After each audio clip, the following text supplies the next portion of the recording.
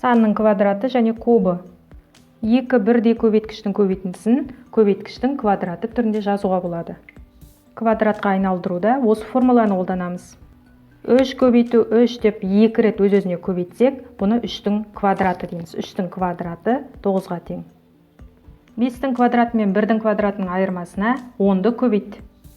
5-тің квадраты, яғни 5 санын өз-өзіне 2 рет көбейтеміз. 5-те 2-ге емес, 5-ті өз-өзіне көбейтеміз 2 рет. Квадраты 5-тің 25. 1-дің квадраты 1-ді 1-ге көбейтеміз, 1-ге тең. 25-тен 1-ді аламыз, 24. Олай болса 10 мен 24-тің көбейтіндісі 240-қа тең. Бірдей көбейткіштің көбейтіндісін санның кубына алмастыруға болады. Мынау куб формуласы. 4 көбейту 4 көбейту 4. 3 рет жаздық. Өз-өзіне 3 рет көбейттік. Бұл 4-тің кубы. 4 4-тің 16. 16-тың 4-ке көбейттік. Олай болса 64. Сонда 4-тің кубы 64-ке тең. 7-нің квадратынан 2-нің кубын азайт. 7-нің квадраты 7-ні өз-өзіне 2 рет көбейтеміз. 49-ға тең. 2-нің кубы 2-ні өз-өзіне 3 рет көбейтеміз.